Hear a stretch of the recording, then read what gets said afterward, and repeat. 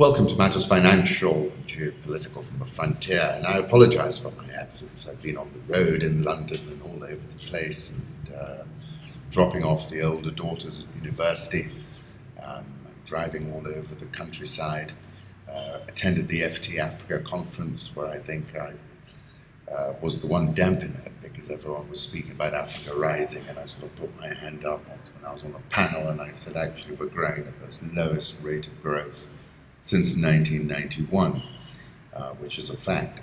If you're interested and haven't seen the MindSpeak presentation where I covered many things, including the chance of Donald Trump becoming the next president, which I consider very high, actually, do take a look at that. Macro thoughts. Have a look at this from David Inglis.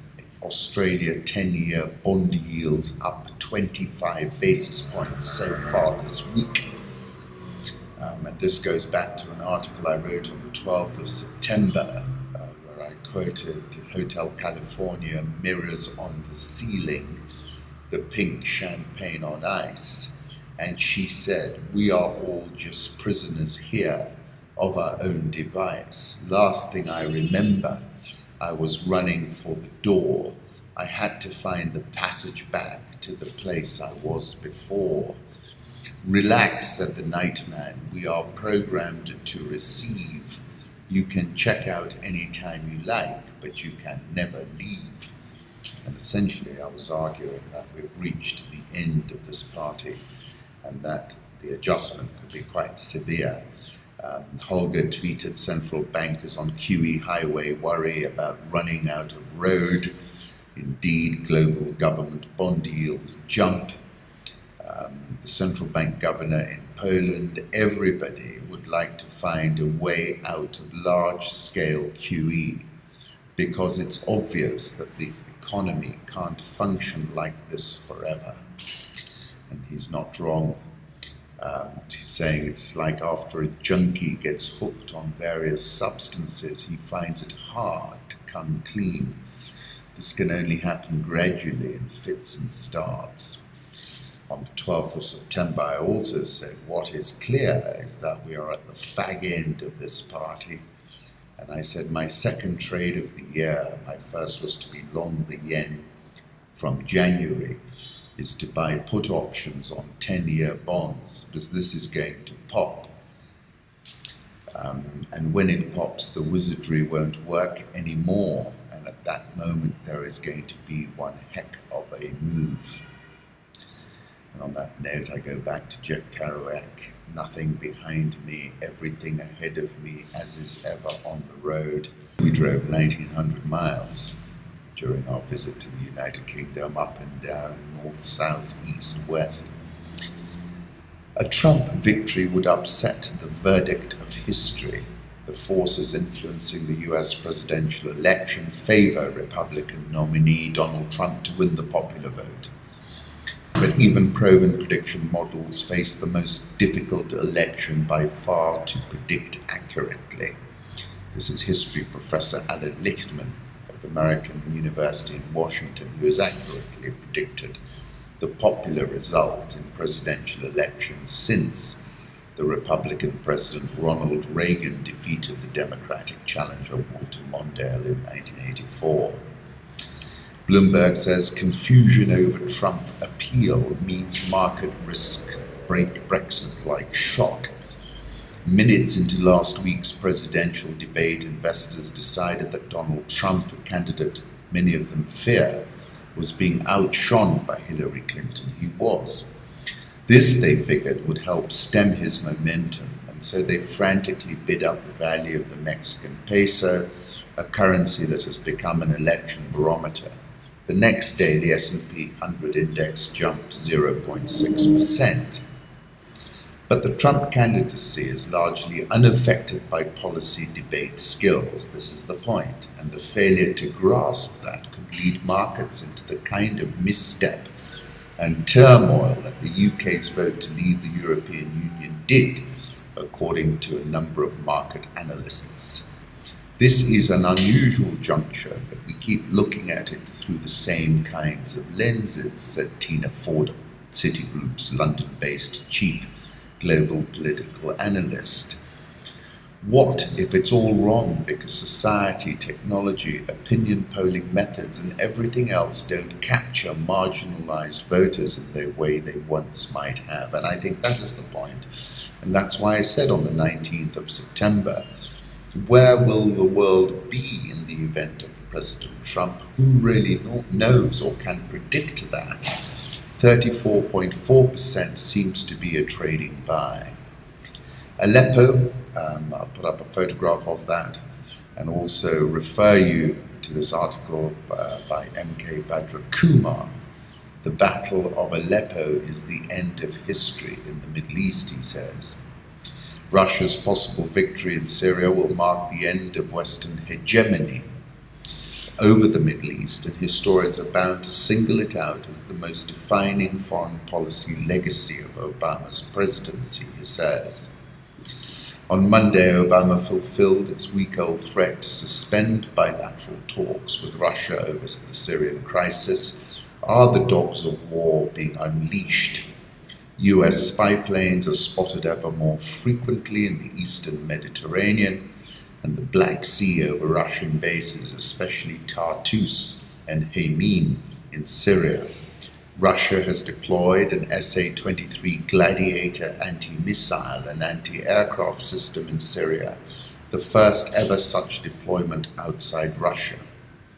Western analysts see it as a preemptive step to counter any American cruise missile attack. Russia is not taking chances. The Defense Ministry in Moscow said the deployment is intended to provide protection for the naval logistics facility in Tartus and the Russian Navy's task force.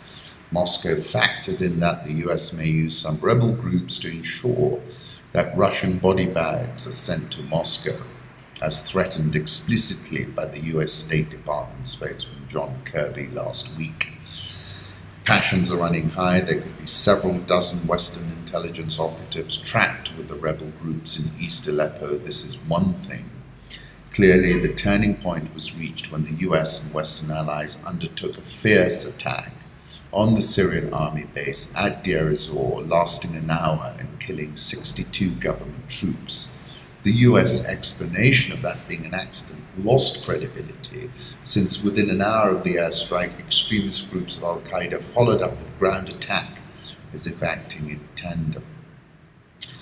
The point is, with the fall of Aleppo, Syrian war becomes de facto a residual military operation to purge Jabhat al-Nusra from Idlib province as well, which means regime forces would secure control over the entire populous regions of Syria, all main cities, and entire Mediterranean coast. In a nutshell, the Syrian war ends with President Bashar al-Assad ensconced in power.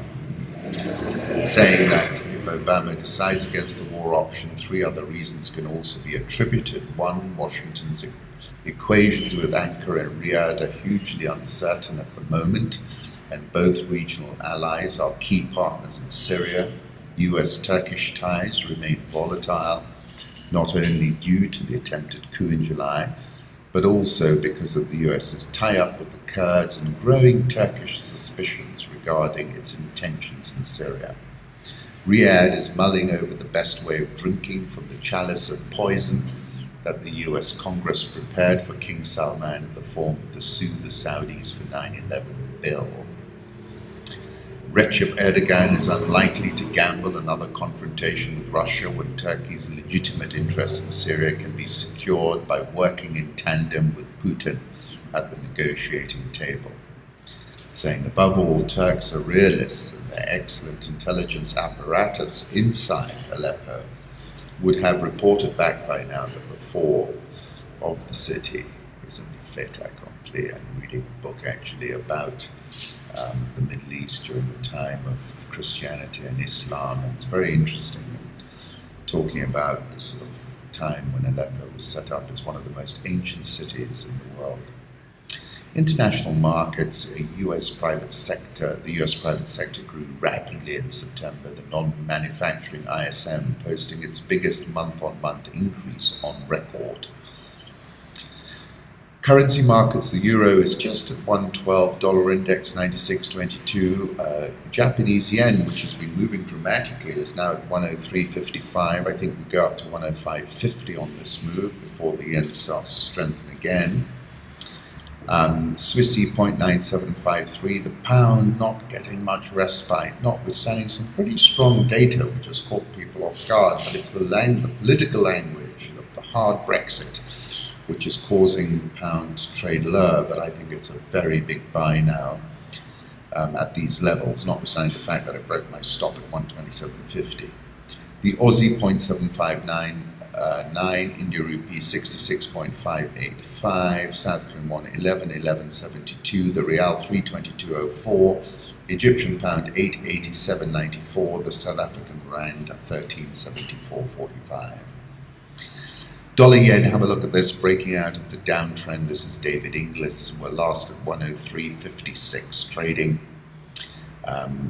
This is interesting. Prime Minister Theresa May claimed low interest rates and money printing by the Bank of England has had bad side effects. I couldn't agree with her more, in point of fact, because while monetary policy with super low interest rates and quantitative easing provided the necessary emergency medicine after the financial crisis, we have to acknowledge there have been some bad side effects. People with assets have got richer, people without them have suffered, people with mortgages have found their debts cheaper, people with savings have found themselves poorer. As change has got to come and we're going to deliver it, setting ourselves up for a collision with Carney, and I agree with the Prime Minister. I'll still go back to that lovely Virilio quote I love so much: wealth is the hidden side of speed, and speed the hidden side of wealth. Jamie Dimon made one of the year's best trades, perfectly timed, back on February 11 of this year. Dimon, CEO of JP Morgan, made a highly publicized purchase of 500,000 shares of JP Morgan stock worth about $26.6 million at the time. The stock ended up hitting a bottom that day and has surged more than 25% since then. Commodity markets, look at this. The world's best performing commodity so far this year has been sugar, and it really has outperformed. Gold was last at 12.65 trading. It has definitively broken down. It took a long time to break down through that 1300 level. It's done it now. 1300 becomes very difficult resistance.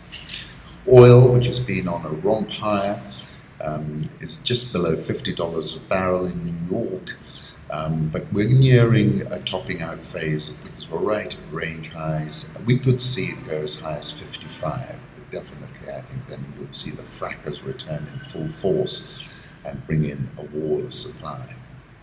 I'll put up a 1 month chart as well to show you what a steep recovery it's been this month. JP Morgan is ahead of HSBC in the race to be the Gulf's top bond sale manager. Have a look at the statistics. Standard Chartered not far behind in third. And I remember Mr. Koshal, who runs the Middle East and Africa for Standard Chartered, telling me that he saw that as a big opportunity for bankers.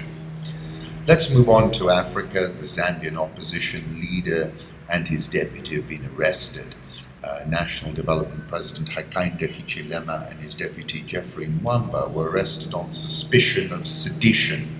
The police said they've been arrested and detained for seditious practices and unlawful assembly, which occurred on September 26th. They will appear in court tomorrow. They're playing hardball. The government's now playing hardball.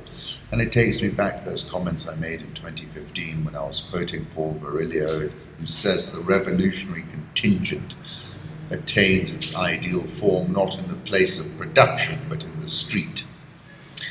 He was talking about speed and politics, and he says in the street where for a moment it stops being a cog in the technical machine and itself becomes a machine, a motor of attack.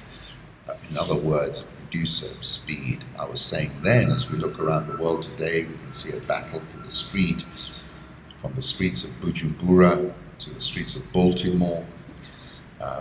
Ouagadougou was another signal.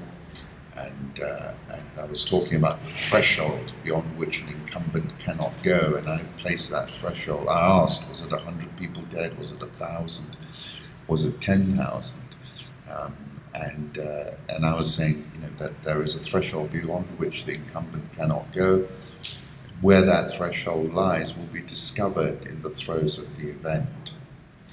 And why I'm bringing that up again is because, this is an issue facing a lot of regimes from Ethiopia to the DR Congo right at this very moment.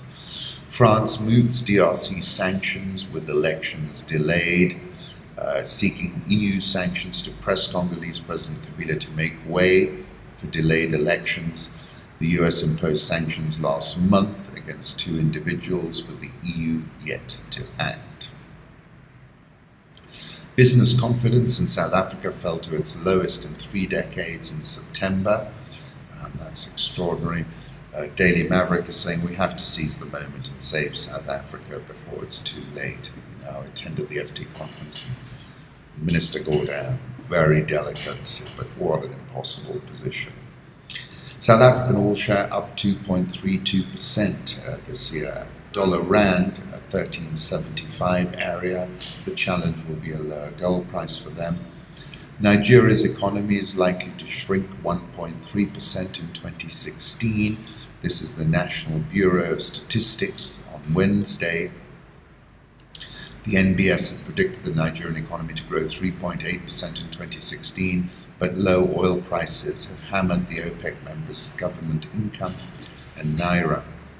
I think they're going to definitely contract in 2016 and in 2017 unless they do something about policy.